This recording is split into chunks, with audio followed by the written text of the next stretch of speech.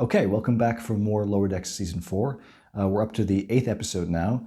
Last week we had a nutty episode with Badgie's return, which was a ton of fun, but I guess kind of short-lived because he's already ascended to another plane of existence. He became a god, essentially, in the last episode. He's off hanging with the Q. But we were left with Gucci, the purely good version of him, or so we're led to believe, that had been purged of all the badness, the evil programming. So we have Gucci to look forward to. I think hopefully look for the episodes going forward. Excuse me. And we also had a bit of a redemption for Peanut Hamper and Agamus. They're sort of a thing now, and Agamus is in rehabilitation. Peanut Hamper's with their parents, and eventually they'll be joining together. But that left us, with more questions than answers when I at least, and a lot of people I think as well, I know as well, assumed that it was Badgie behind the attacks that were going on from that drone. And maybe he was working with Peanut Hamper. But no, Badgie was sort of piggybacking on it, using the attacks to scavenge because he was controlling the Drugmani ship. But he wasn't behind the attacks, and we learned the attacks, they weren't destroying the ships, they were actually stealing them, is what Agamus said, because his drone was witnessed the event. So what that means, I have absolutely no idea. It looked like they were being vaporized, but I guess they were being just transported somewhere. Who's behind this now? We're left with no idea. I have no clue whatsoever or what they're doing. I guess maybe it's going to be revealed to be somebody that we know. I cannot think of a single, because it seems so obvious to be Badgie, because they even teased that at the end of last season. We saw that continued last episode, but it picked up rather last episode with Drugmani. But no, that was totally unrelated for the most part. At least Badgie wasn't behind it. So I have no idea who's doing what, and I don't know what's going to happen if this episode is going to give us more answers. I think we've got 3 episodes left, so we're going to have to start getting answers soon. But I don't know. I think we have a long way to go before we have our answers satisfied in this season. But I don't know. So without further ado, let's get into it.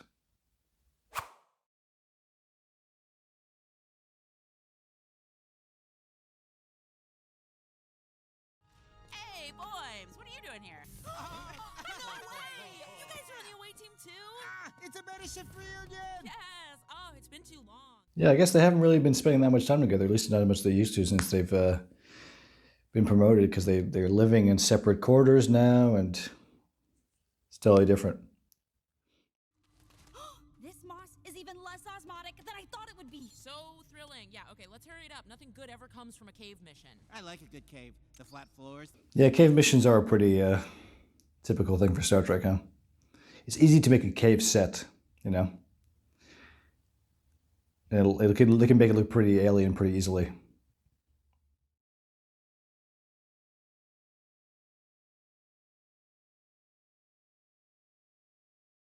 Ah, yes. So peaceful. Stupid cave mission. That was a very fast setup. We got in the episode immediately. They're trapped in a cave. Beam down, trapped. So what, are they going to have to try to survive? Just the 4 of them? This would be a nice reunion for them, even though they haven't really been apart in the show very, very much. Everyone okay? Yep. Yeah, trapped in a cave. Pretty cool. He's got a built-in flashlight in his visor. That'd be pretty sweet. Doesn't have to take out his iPhone. I'll just call for an evac. Bunch of rocks always beat centuries of technological progress. Like, that's so awful, but so true.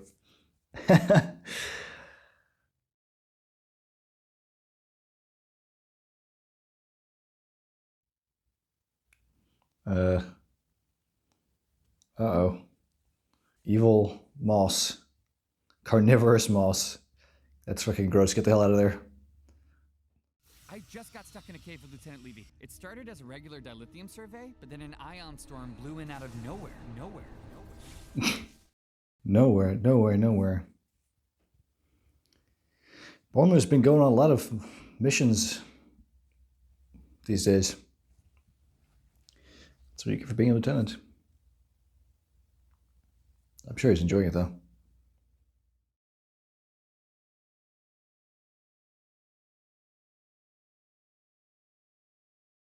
Pretty convenient storm. This has Vendorian written all over it. What? Vendor Prime's in the beta quadrant. There's no reason for Vendorians to be here. That's what they want you to think. Andor Prime isn't the homeworld of the Andorians called Andoria? Or am I stupid or something? Maybe it's just called Andor Prime. That's exactly what the Vendorians want us to do. There are Oh, no sorry. Vendorians. If he's saying Vendorians, I'm an idiot. Disregard what I just said. Whoa, someone must have abandoned this on a previous away mission. All-terrain treads, partial charge, and ionic shielding? Huh, only one seat though. Is it like an Argo? I've been itching to try the Argo. I'll bet. Captain's prerogative. Why did he do that? So not one person can escape, they have to escape together? That's a classic Vendorian morality test. I know you're some outside-the-box math genius, but do you ever wonder why you've been stuck at the same rank for like a decade? No wild, unfounded theories on that? It's going to be the Vendorians after all, right? It's going to be a twist. Do you know who benefits from us being stuck in this cave? Everyone! Because they don't have to deal with you. It's fucked, Boimler. Jeez, Boimler, what the hell? Yep, and here come the Vendorians. Way to go, Boimler. I thought you were just a paranoid anxiety made up by people who need an imagined enemy to simulate order on unrelated disasters so life doesn't feel so random and chaotic. Ha! That is what we wanted you to think. That's definitely the Captain Freeman's voice actor. But this is a wild-looking species. I don't recognize them. Well, I guess, excuse me, Boimler just said that they thought they were made up. Most people find us preachy and unsettling. How do you have such knowledge? Oh, I'm on a couple of subspace forums where like-minded people make up. I mean that we share information. Subspace forums. I wonder if Reddit still exists in the 24th century.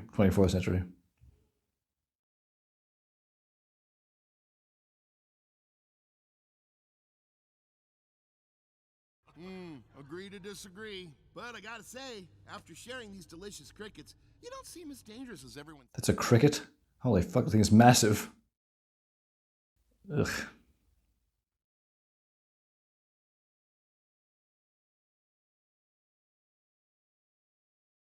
So, the Vendorians ended up setting us free. They even taught me how to use gamma knight to boost my comm signal so the Cerritos could beam us out of there. Is this gonna be like an episode where we just see a flashback from each of them about a cave mission? Correct!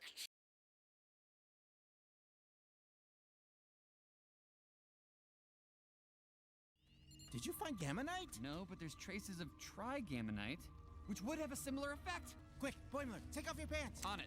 Wow, you just straight up did that, no questions asked. We're roommates. Yeah, I was kind of thinking, take off your pants without asking any questions. Dangerous. I guess I learned how to solve problems like that when Dr. Tana and I were trapped in that cave with our kid. What? I'm sorry. You're what? Oh yeah, I had a cave baby with Dr. T. What the fuck? A cave baby with Dr. T? What the shit? A few weeks ago this happened?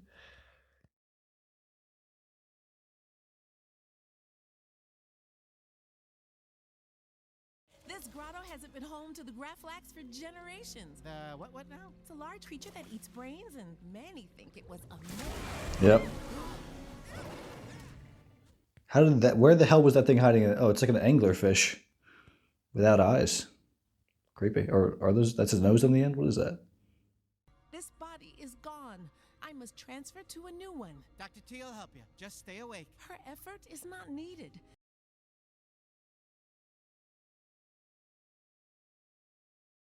Uh-oh. She put a baby in Rutherford? I'm not quite sure if congratulations are in order, Commander, but you're pregnant.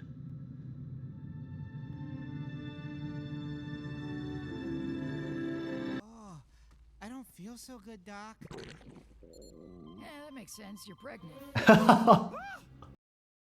That makes sense, you're pregnant. So it's not Dr. Ta'ana's baby, it's just his baby. Lie down, bite on this. What? I'm not gonna bite his shoe. This escalated quickly. Oh my gosh, she's doing a C-section with a frickin'... Laser scalpel? Gross. That was a lot. She touches his face, he's all of a sudden in labor. So that wasn't a traumatic hallucination. Afraid not. See if you can get it to eat. Damn thing doesn't know what's good for. Someone was hungry. Slow down. It's okay. Oh, it's only from its daddy. Or mommy? I don't know. Maybe the species is asexual. Ooh, it's a little clone baby. You are. Oh, clone baby. I'm very curious to see what happened to this baby. Maybe its species came and took it. Because obviously it's not. Unless we just find out that it's been like in Rutherford's quarters this entire time and we just haven't seen it. Now there's Boimler.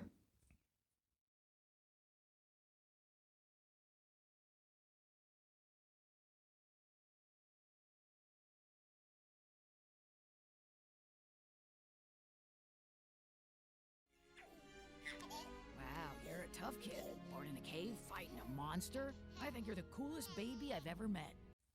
So like every mission in frickin' Starfleet that they go in a cave, this shit happens every time. So they just like expect to be trapped now. I would not volunteer for a cave mission if I run the risk of having a fucking baby during it.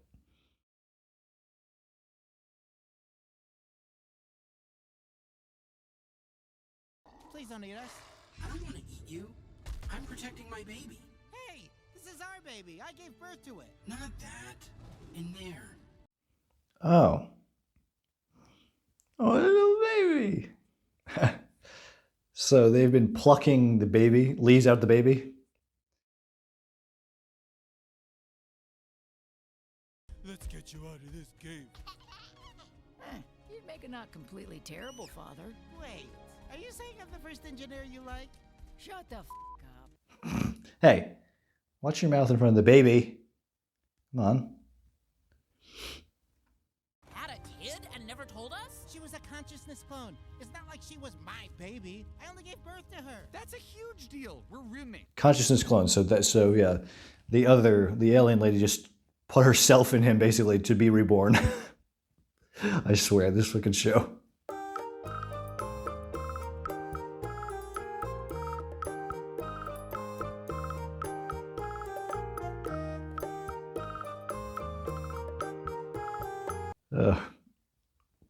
I love it though.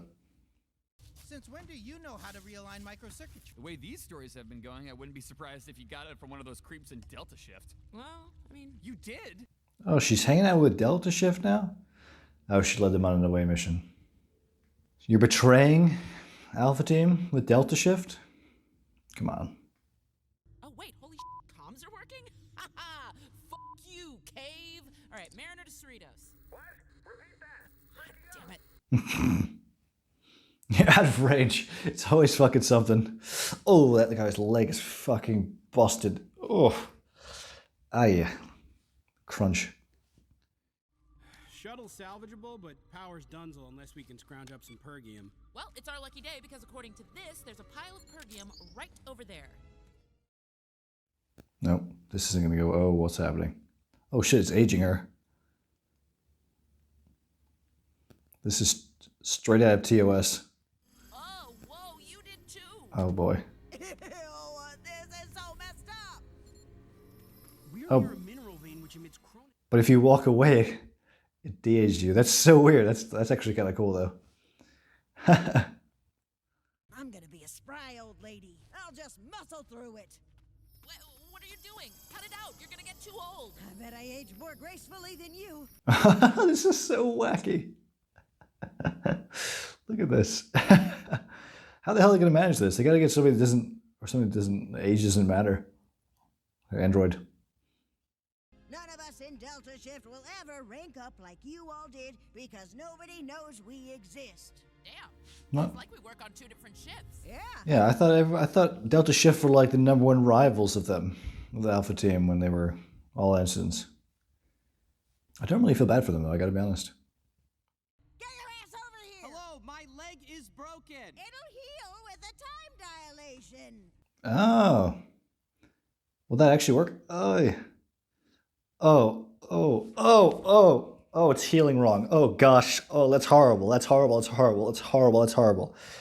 Oof. Oh, stop. Oh my goodness, that was horrible. That was horrible. That was the worst. Pergium over here, and it makes you age down a little. I feel great. Ah, good job, Amadou. What? Then why did I have to walk over here? Hey! So that de-ages you. Bring him up there and de-age him, I guess. Maybe his leg will grow back? I'm done being old, so we're just gonna have the doc grow you a new one. Oh, come on! Yeah, that's true. They can grow anything and fix any injuries now, so what is it? Doesn't matter if you lose your leg. Couldn't have done it without Delta Shift. You know it. Yeah. Delta shift. Delta shift. Delta shift. Mm-mm. You're not Delta Shift, Mariner, come on. So it's not really, I'm not really annoyed that she befriended Delta Shift. She got a new look at them.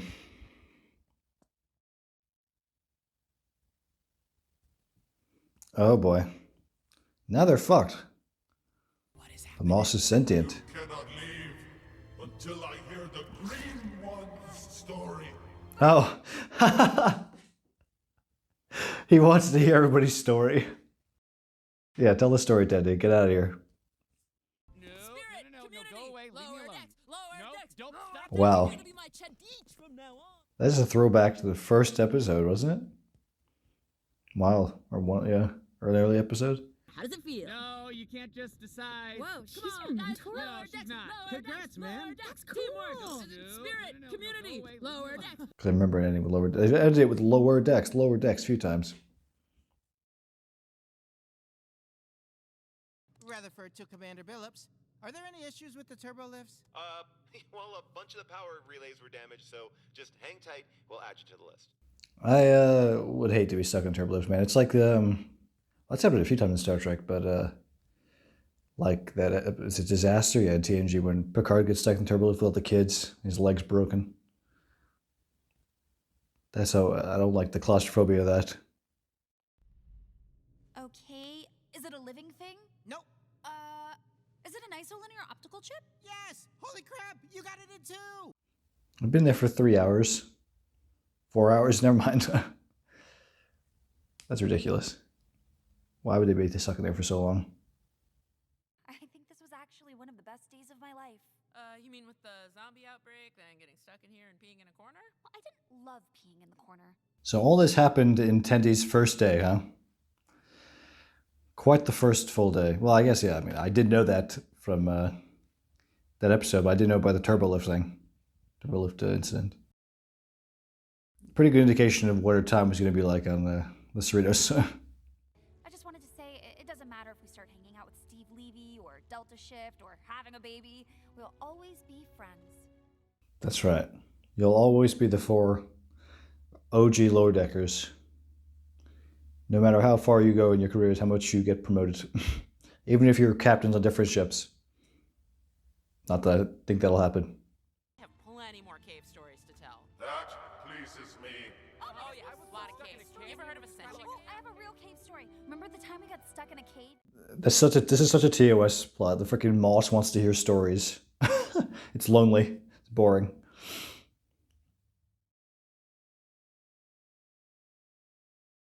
Oh. More Vendorians. They kind of look like kind of remind me of Tholians. Should we unblock their communications?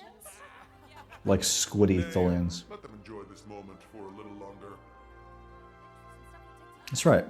They don't get to spend as much time together as they used to, so they'll take what they can get. Every second counts. Of course, for the show, we still see them together every episode. Just about. Okay, that was episode 8 of Lower Deck Season 4.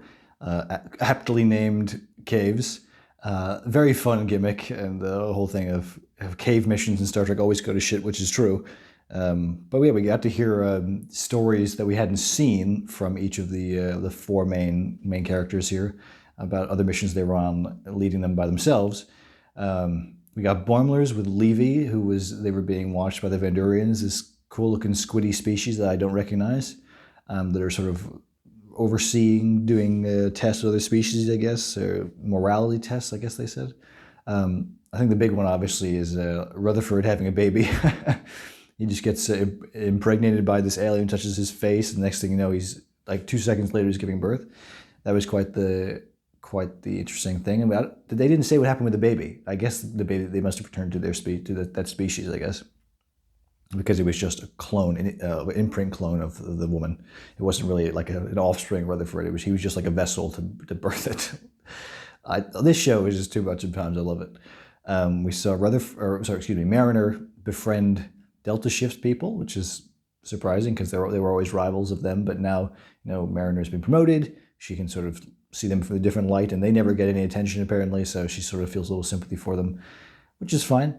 And we got an elaboration of what happened with Tendy's first day on the Cerritos when they all got trapped in the turbo lift.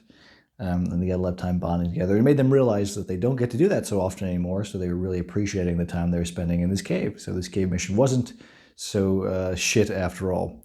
It was very fun seeing the 4 different stories, and I kind of guessed early on that was pretty obvious they were going to do it like that.